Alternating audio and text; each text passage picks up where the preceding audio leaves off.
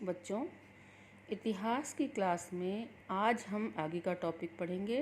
माल प्राप्त करने संबंधी नीतियाँ, यानी कि सिंधु घाटी सभ्यता में या हड़प्पा सभ्यता में या मोहनजोदड़ो सभ्यता में, जो भी आप नाम दें थे, उसमें बाहर से माल आता था तो उसको प्राप्त करने के संबंध में क्या नियम थे। जैसा कि स्पष्ट है कि शिल्प उत्पादन के लिए कई प्रकार के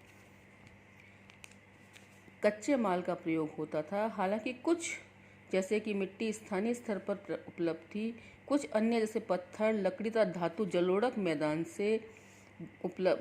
मैदान के बाहर से के क्षेत्रों से मंगाने पड़ते थे। यानी कि कुछ चीज़ें जो वहाँ नहीं मिलती थी उन्हें वो बाहर से मंगाया करते थे। बैलगाड़ियों के मिट्टी से बने खिलौने के प्रतिरूप संकेत करते हैं कि वह सामान्यतः लोगों के लिए स्थल मार्गों तक परिवहन का एक महत्वपूर्ण साधन थे। यानी कि जो वहाँ पर बैलगाड़ियों के जो मिट्टी के बने खिलौने मिलते हैं, उनसे पता लगता है कि ये जो है परिवहन के साधनों के रूप में काम में लिए जाते थे। संभवतः सिंधु तथा उसकी उपनदी मतलब सहायक नदियों के बंगाल में बने नदी मार्गों और साथ ही तटीय मार्गों का भी प्रयोग किया जाता है। पानी के जरिए भी माल का आवागमन परिवहन होता था। उपमहाद्वीप था उसके आगे से आने वाला माल, यानी हमारा जो उपमहाद्वीप है, यानी भारत जो है, या जो भी भारत पाकिस्तान जहाँ जहाँ भी सभ्यता फैली थी, उसके बाहर से जो माल आता था उसके बारे में क्या नियम थे। हड़प्पा निवासी शिल्प उत्पादन हेतु माल प्राप्त करने के लिए कई तरीके अपनाते थे। उदाहरण के लिए उन्होंने नागेश्वर और बालाकोट में, जहाँ शंख आसानी से उपलब्ध थे, बस्तियां स्थापित की थी। यानी उन्होंने नागेश्वर और बालाकोट जो जगह हैं वहाँ पर बस्तियां बसाई थी, क्योंकि वहाँ पर शंख आसानी से मिल जाते थे। ऐसे में कुछ अन्य पुरास्थल थे। सुदूर अफगानिस्तान में शोरतगुही, जो अत्यंत कीमती माने जाने वाले नीले रंग के पत्थर लाल वर्ण मणि के सबसे अच्छे स्रोत थे। यानी वहाँ से ही लोग ये पत्थर मंगाया करते थे।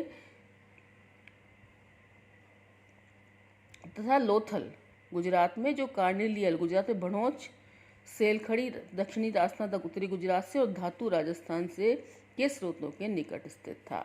यानी कि जो शोरतगुई था सुदूर पाकिस्तान में, जो अत्यंत कीमती माने जा रहे नीले रंग के पत्थर लाल वर्ण मणि के सबसे अच्छे स्रोत के निकट स्थित था। इसी तरह उनका एक केंद्र लोथल था, गुजरात में भणोच, सेलखड़ी दक्षिण राजस्थान उत्तरी राजस्थान से और धातु राजस्थान के स्रोतों के निकट जो है वो उन्होंने अपनी बस्तियां बसाई थी। कच्चा माल प्राप्त करने की एक अन्य नीति थी राजस्थान के खेतड़ी अंचल। खेतड़ी जो झुंझुनू के पास है, वहाँ पर अब भी तांबे की खान है, तो वहाँ से तांबा दक्षिण भारत सोने के लिए जैसे क्षेत्रों में अभियान भेजना। यानी कच्चा माल प्राप्त करने के लिए उन्होंने राजस्थान में खेतड़ी में अपना अभियान चलाया और दक्षिण भारत में सोना प्राप्त करने के लिए। इन अभियानों के माध्यम से स्थानीय समुदाय के साथ संपर्क स्थापित किया जाता था। इन इलाकों में यदाकदा मिलने वाली हड़प्पाई पुरावस्तुएं ऐसे संपर्कों की संकेतक है। यानी इन पर खुदाई के दौरान यहाँ पर कुछ ऐसी वस्तुएं मिली हैं जो ये बताती हैं कि हड़प्पा सभ्यता से इनकी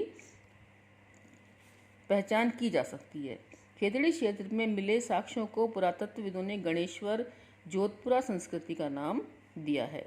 इस संस्कृति के विशिष्ट हड़प्पा स्थल हड़प्पाई मृदु भांडों से भिन्न थे। यानी यहाँ जो मिट्टी के बर्तन मिले हैं वो हड़प्पा से मिलने वाले बर्तनों से अलग थे, इसलिए पुरातत्वविदों ने इस संस्कृति को गणेश्वर जोधपुरा संस्कृति का नाम दिया है।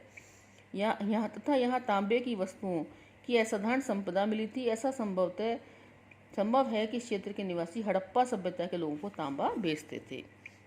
सुदूर क्षेत्रों से संपर्क। हाल ही में हुई पुरातत्व खोजें इंगित करती हैं कि तांबा संभवतः अरब महाद्वीप के प्रायद्वीप के दक्षिणी पश्चिमी छोर पर स्थित ओमान से भी लाया जाता था।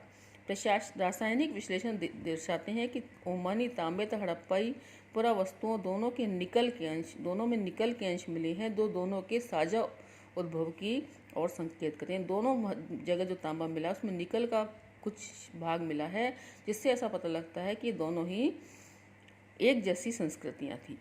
संपर्क के और भी संकेत मिलते हैं। एक विशिष्ट प्रकार का पात्र अर्थात एक हड़प्पाई मर्तबान कहते हैं, इसमें अपन अचार वगैरह डालते हैं, ऐसा बर्तन, जिसके ऊपर काली मिट्टी की एक मोटी परत चढ़ाई गई थी, ओमानी स्थलों से मिला, नहीं ओमान से मिला है। ऐसी मोटी परतें तरल पदार्थों के रिसाव को रोक देती हैं। हमें यह नहीं पता कि इन पात्रों में क्या रखा जाता था, पर यह संभव है कि हड़प्पा सभ्यता के लोग इनमें रखे सामान का ओमानी तांबे से विनिमय करते थे। इनमें सामान रखकर भेजते थे और ओमान से वो लोग तांबा मंगवाते थे। अब मैं आपको नोट्स के लिए फ़ोटो भेज रही हूँ किताब की। आप अब तक आपने जैसे नोट्स बना लिए, उससे आगे हेडिंग डालकर नोट्स बनाएंगे।